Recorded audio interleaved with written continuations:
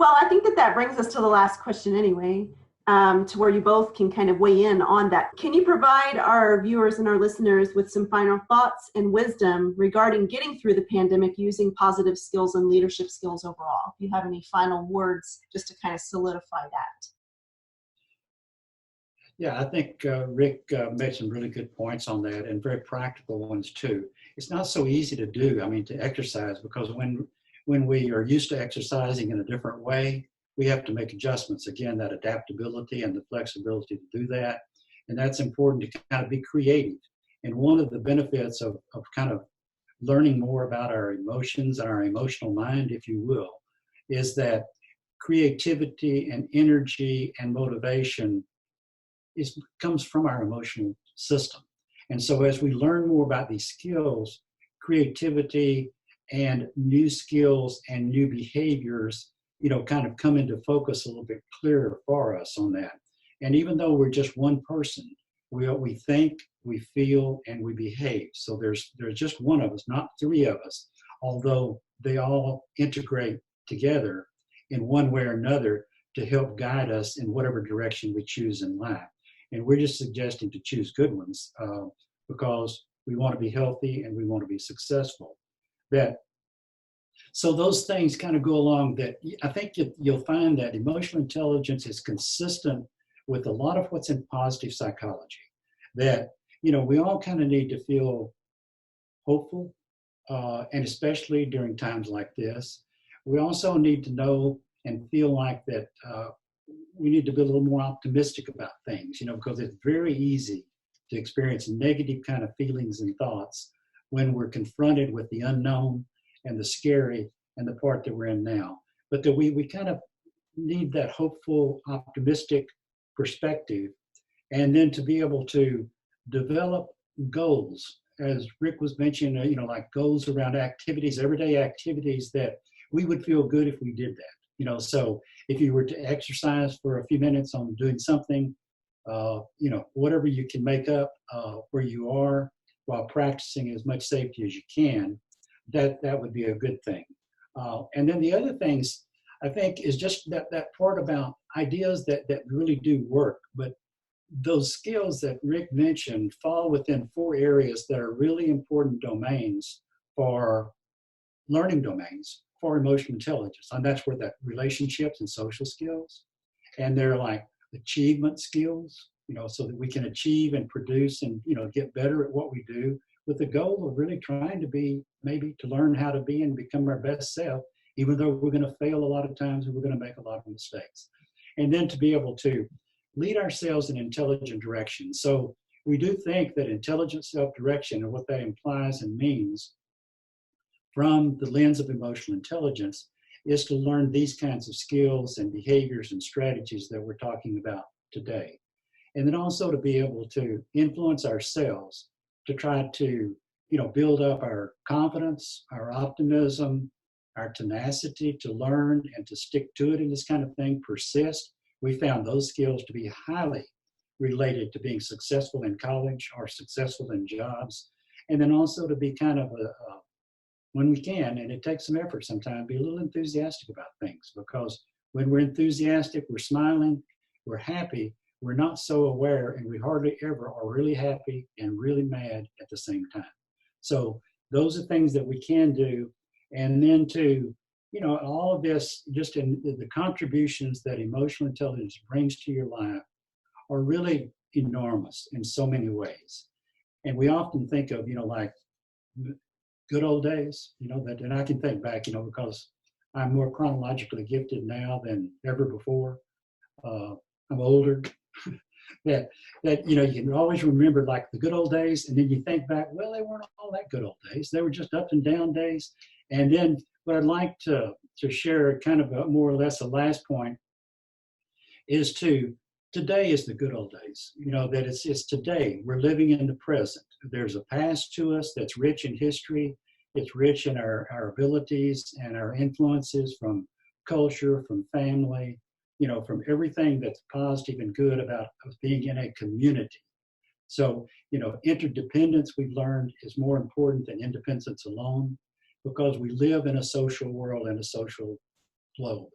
So, we, as we learn those kinds of skills, we're actually learning the contributions that reside in our emotional system.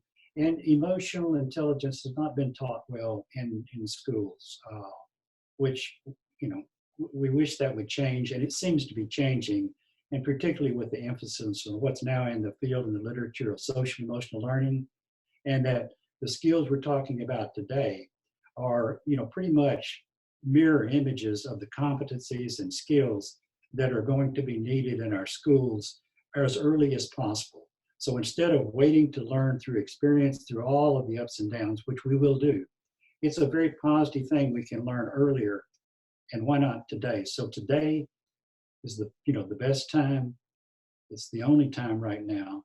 And then we want to work toward the future so that we have a hopeful, optimistic, and more successful and healthy future. And again, 4 words that we think that if you can remember and then put into place through some study would be to think constructively, act wisely. And we're doing that ourselves in our own best way. We try to model those skills as best we can in our communication, our relationships, and our work with many people locally and then across the globe. And the thing about it is that as we do that, we continue to learn. And so we learn from our students and our colleagues in our Emotional Intelligence Training and Research Institute. We learn every day from them. And we learn to continue trying to share what we've learned through a lot of experience and research. And part of that is that current book that we're working on. Rick and I are working and collaborating together on putting the kind of emotional intelligence ideas and things we've talked about briefly today in terms of how do we develop a healthy, productive, healthy, skilled, emotional mind. So, we're working on that, and hopefully maybe by the end of this year, we may have that in print. If not, we'll certainly keep trying until we do. We're going to practice that skill of tenacious commitment, ethic, that persistence in life. We wish you and all of your students really well. And if there's time for any follow-up questions or something, I'd be glad to respond to those as well. Great. Do you have any final thoughts, Rick? Just a few brief ones. That reviewing that short definition of emotional intelligence, the learned ability to think constructively and act wisely. There's a little bit longer definition that I'd go over. And when I go over the 4 parts from the longer definition, think about your life in terms of the current context, the coronavirus, COVID-19 or whatever it is. COVID-19. COVID-19, thank you. So, yeah, and so we're all in a sense isolated, right? And we're talking about how emotional intelligence can help us through this really challenging period. And so the longer definition includes 4 parts. It's my own understanding of myself and my self-appreciation. So do I know myself? Do I know my skills? Do I understand my limitations? Do I have thoughts about how I can improve based on that knowledge? So self-awareness and appreciation, accurate self-awareness and appreciation. And then the second part of that definition is, do I have a variety or a way of creating a variety of healthy relationships? And so, boy, what a challenge in this current situation. Then the third part is ability to work well with other people. And when we're not going to work, that creates a whole set of new challenges that we can use these skills to mitigate and overcome. And then the last part is stress management. Do I have a way of healthily dealing with everyday demands and pressures? And boy, if you think about the current context in that 4-part definition, how it really does apply in our current situation.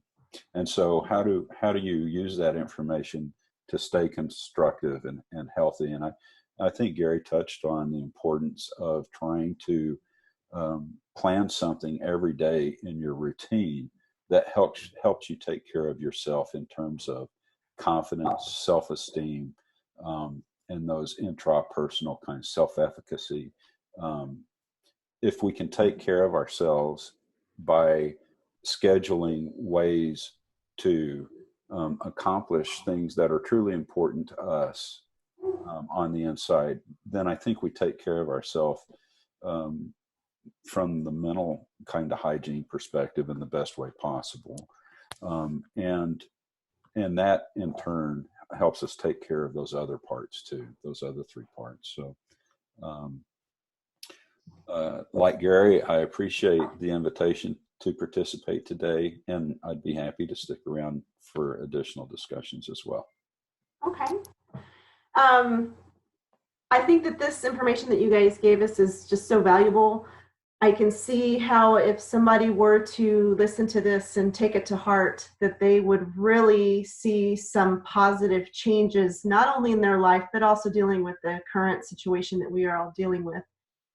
What I would like to do is whenever we post these things on in our classrooms and on social media, maybe I can put your contact information, and then people can contact you if they have any kind of particular questions on anything. But I want to thank you so much for spending your time and giving us your knowledge on all this. I think it's going to be to the benefit of so many. So thank you so much. Well, you're welcome. Thank you, Lauren. Thank you, Gary. Yes, we appreciate the opportunity to share.